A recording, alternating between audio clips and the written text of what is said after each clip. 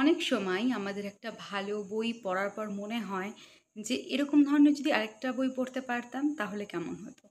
হ্যাঁ, এই ভাবনা থেকেই আমাদের মনে হয় যে এই সিমিলার কোচের কিছু যদি বই পেতে পারি।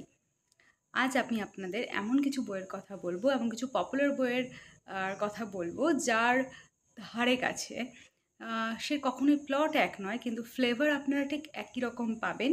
এইরকম কিছু বইয়ের কথা। তাহলে চলুন শুরু করা যাক। এখানে কিন্তু আমি বইয়ের বিষয়বস্তু নিয়ে বেশি আলোচনা করব না। এখানে আমি যে পপুলার বই এবং তার সাথে যে বইটার কথা আমি বলবো সেগুলোর কোথায় গিয়ে স্বাদে বা কোথাও গিয়ে কি করে আপনি একরকম এনজয় করতে পারবেন, ফ্লেভারটা আপনি একরকম পাবেন, আমি শুধু সেই বিষয়ে আলোচনা করব। এই বইয়ের বিষয়ে যদি আপনি বেশি কিছু জানতে চান তাহলে আমার অন্যান্য ভিডিওগুলো আপনি দেখতে পারেন, কারণ এই ভিডিওগুলোর ওই ভিডিওগুলোতে আমি এই বইগুলো নিয়ে বেশ কিছু কথা আলোচনা করেছি। প্রথম যে বইয়ের কথা বলবো সেটা হলো আমাদের সবার পছন্দের, ছোটোবেলা থেকে আমরা পড়ে আসছি, ফেলুদা। সত্যজিৎ রায়ের বিখ্যাত গোয়েন্দা চরিত্র ফেলুদা এবং তার সহকারী ভাই তোপসে। এবং এদের সাথে আমি বেশ খানিকটা সিমিলারিটি পেয়েছি সৈকত মুখোপাধ্যায়ের লেখা বুধদা এবং তার সহকারী ভাই, পাড়াতুতো ভাই রুবিকে। ফেলুদা পড়তে গিয়ে আমরা যেরকম বেশ অ্যাডভেঞ্চার, সুন্দর সুন্দর জায়গার ঘোরার অভিজ্ঞতা, ছোট বড় নানা শিক্ষণীয় বিষয় এগুলো যেমন দেখতে পারি, ঠিক তেমনই বুধদা আর রুবিকের এই কাহিনীগুলো পড়তে গেলে আপনারাও ঠিক সেরকম বেশ কিছু সুন্দর অ্যাডভেঞ্চার, দারুণ সুন্দর প্লট এবং আপনারা পাবেন বিভিন্ন জায়গায় ঘুরতে যাওয়ার কথা। অন্তত আমি যেগুলো পড়েছি সেখানে খুব বেশি ঘোরার কথা না থাকলেও টুকটাক যে বিষয়গুলো রয়েছে আপনাকে পড়তে গেলে সেই রকমই ফ্লেভারটিক আপনারা পাবেন। তো আশা করি এই বইটাও আপনাদের বেশ ভালো লাগবে। পরের যেটা বলবো সেটা আমার অত্যন্ত পছন্দের প্রিয় উপন্যাস। আমি বহুবার এর কথা আগে আমার ভিডিওতে বলেছি, বিভিন্ন ভিডিওতে বলেছি, সমরেশ মজুমদারের লেখা কালবেলা। এবং কালবেলা পড়াবার আমার কীরকম অনুভূতি আমি আমার আগের বেশ কয়েকটা ভিডিওতে আলোচনা করেছি সে বিষয়ে।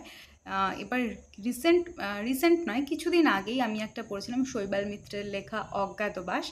এবং আমি পড়ার সময় বেশি কিছু এক্সপেক্ট করিনি, কিন্তু যখন আমি পুরোটা পড়লাম, পড়ার পর আমার বেশ খানিকটা কালবেলার একটা অনুভূতি এসেছিল।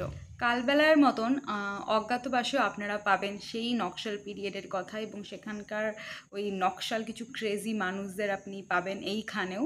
এবং ওই আন্দোলনে কত মানুষের যে কত রকম কিছু হয়েছে সেটা যেমন আমরা কালবেলাতে যেমন জানতে পেরেছি, তেমন অজ্ঞাতবাস থেকেও আমরা জানতে পারবো। এবং সবচেয়ে যেটা আমার বেশি ভালো লেগেছে সেটা হচ্ছে কি ওখানকার ভালোবাসার কথাটা। মানে কালবেলাতে তো আমি বলবো ওটা একটা প্রেমের উপন্যাস, আমি তো বলবোই, কিন্তু অজ্ঞাতবাস প্রেমের উপন্যাস না হয়েও তার যে একটা সাটল একটা অনুভূতির যেখানে লেখক তুলে ধরেছেন উপন্যাসে, অসাধারণ লাগবে আপনার। অবশ্যই পড়ে দেখুন, কালবেলা ভালো লাগলে অজ্ঞাতবাস। পরের বইটাও ভীষণ ফেমাস, বিভূতিভূষণ বন্দ্যোপাধ্যায়ের লেখা চাঁদের পাহাড়।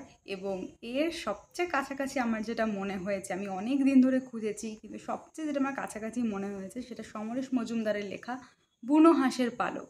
এই বইটার কথা কত কেউ জানেন আমি জানি না, কিন্তু এই বইটা নিয়ে আমি আগে একটা ভিডিওতে আলোচনা করেছিলাম। আজকে আমি আবার কথা বলছি তার কারণ বইটা ডিজার্ভ করে। এখানে যেমন চাঁদের পাহাড়ে আপনারা যেমন অনেক বেশি বন, আফ্রিকার বনের কথা শুনেছেন, কিন্তু এটা কিন্তু একদমই বন নয়। মানে ভাববেন না যে প্লট আমি একরকম রেখেছি, একদমই নয়।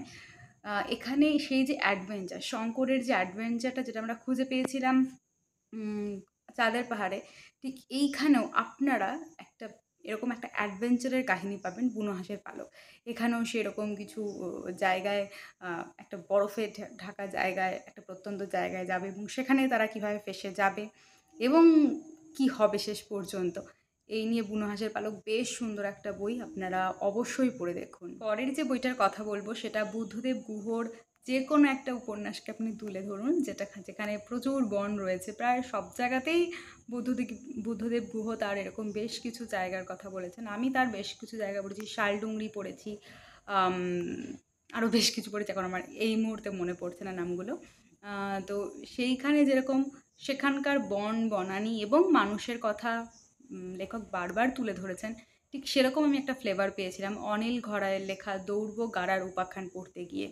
এবং এই বইটা পড়লে আপনি সেখানকার মানুষ বনকে তারা কীভাবে তারা আগলে রেখেছে এবং সেখানকার মানুষের বর্তমান পরিস্থিতি। যদিও বইটা অনেক পুরনো, কিন্তু তৎকালীন পরিস্থিতিটি আপনারা খুব ভালো করে বুঝতে পারবেন এবং আশা করি আপনারা ঠিক সেই রকম গাছগাছালি, বন, প্রকৃতিকে ভালোবাসার একটা অনুভূতি ওই বইতেও আপনারা খুঁজে পাবেন। পরের যে বইটার কথা বলবো সেটা বিভূতিভূষণ বন্দ্যোপাধ্যায়ের লেখা আদর্শ হিন্দু হোটেল, এবং এইটার যার কাছাকাছি আমি বইটার কথা বলবো সেটা শুনে অনেকে একটুখানি ভ্রু কুঁচকাতে পারেন, তাদের একটুখানি অন্যরকম লাগতে পারে, কিন্তু আমি বারবার বলছি, আমি কিন্তু কখনো প্লট বা অন্য কিছুর কথা বলছি না, আমি বারবার বলছি যে একই রকম আপনি স্বাদ গ্রহণ করতে পারবেন। তো সেরকম একটা বইয়ের কথা আমি পড়েছি, সেটা হচ্ছে গিয়ে কল্লোল লাহিড়ীর লেখা ইন্দুবালা ভাতের হোটেল। আমরা যেমন আদর্শ হিন্দু হোটেলে যেমন আমরা দেখেছি যে একটা মানুষের তার ভালোবাসাকে কাজে লাগিয়ে সে কীভাবে বড় মানুষ হয়ে উঠছে, এখানে আপনারা জানতে পারবেন যে একটি মেয়ে এবং সে কীভাবে এই ব্যবসায় নামে এবং তারপরে সে কীভাবে ফ্লারিশ করে। এবং এটা আমার মনে হয় এটা অনেকেরই পড়া, কিন্তু এটা আমার সবচেয়ে বেশি ধারে কাছে এবং এটা আমার বেশ ভালো লেগেছিল। আপনারা এটা পড়ে দেখতে। পরের যে বইটার কথা বলবো সেটা হলো আগাথা ক্রিস্টির লেখা যে কোনো পরোর উপন্যাসগুলো। এবং আমি পরোকে নিয়ে যে খুব সবকটা বই পড়েছি তা একেবারেই নয়, একটা কি দুটো পড়েছি, যত সম্ভব দুটো পড়েছি আমি। এবং এর ধারে কাছে আমার লেগেছে, এখন শুনলে আপনারা হাসবেন, সেটা হচ্ছে নারায়ণ সান্যালের লেখা কাটায় কাটায় সিরিজ। হাসবেন এই কারণে বললাম, তার কারণ লেখক নিজেই এখানে স্বীকার করেছেন যে তার ওই ছায়া অবলম্বনে তৈরি করা, মানে এটা কখনই তিনি বলেননি যে প্লট সম্পূর্ণ ধরনের এক, কিন্তু আপনারা নিজেরাও পড়লে বুঝবেন যে আমি যখন পড়েছিলাম আমি তো পুরোপুরি বুঝতে পেরেছিলাম। আমি আগে আগাথা ক্রিস্টির লেখা পড়েছিলাম এবং সেখানে যেমন আগাথা ক্রিস্টি হয় না যে একটা পেজের মধ্যে পুরো ছবি এঁকে এঁকে এখানে ঘর, এখান থেকে গেলে সুবিধা হয়, ঠিক তেমন কাটায় কাটাতে আমি ওরকম জিনিসটা পেয়েছিলাম। তো সেখানে গিয়ে আমি ওরকম ফ্লেভারটা পেয়েছিলাম এবং লেখক নিজেই সেটা স্বীকার করেছেন। তো ওই রকম ক্ষুরধার বুদ্ধি, সুন্দর সুন্দর যদি প্লটের যদি কিছু রহস্য উপন্যাস আমরা পড়তে চান, তাহলে কাটায় কাটায় আপনাদের জন্য বেশ ভালো একটা অপশান। শেষ যে বইটা কথা বলবো সেটা সত্যজিৎ রায়ের লেখা বিখ্যাত একটা চরিত্র প্রফেসর শঙ্কু, এবং তার কাছাকাছি আমার লেগেছে অমিতাভ পালের লেখা ইনফিনিট থেকে ফেরা বলে এই গল্পটা। এটা কিন্তু একটা গল্প বা বড় গল্প আপনারা বলতে পারেন, এটা কিন্তু কোনো সিরিজ নয়, কিন্তু আমার মনে হয় লেখক এটা নিয়ে যদি একটা সিরিজ লিখতে পারতেন তাহলে বোধহয় খুব পপুলার এবং খুব ভালো হতো। শঙ্কুর সাথে মিল কোথায়, অবশ্যই বিজ্ঞানী, এটা তার মিল রয়েইছে, এবং তার সাথে যেটা মিল রয়েছে সেটা হচ্ছে গিয়ে শঙ্কু যখন বিপদে পড়ে কত সুন্দর একটা হালকা কিছু থেকেও বেরিয়ে আসে, একটা হালকা কিছু মজার জিনিস সে বেরিয়ে এলো, বা খুব সাধারণ পড়ে খুব ভালো লাগবে এরকম একটা অনুভূতি আসে। এক্ষেত্রেও ঠিক সেরকমটা হবে যে দেখা যাবে চোখের সামনে জিনিসপত্র রয়েছে কিন্তু আমরা বুঝতে পারছি না, একদম সমস্যায় পড়ছে এবং একটা সুন্দরভাবে সেটা বেরিয়ে আসছে।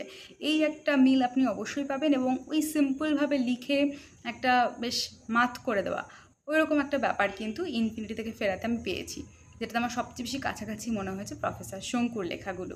এই ছিল আজকে আমার রেকমেন্ডেশন। ডিটেলস রিভিউ চাইলে আপনারা আমার অন্যান্য ভিডিওগুলো চেক করতে পারেন। আশা করি আজকের ভিডিওটা আপনাদের বেশ ভালো লেগেছে, হেল্পফুল হয়েছে। নমস্কার।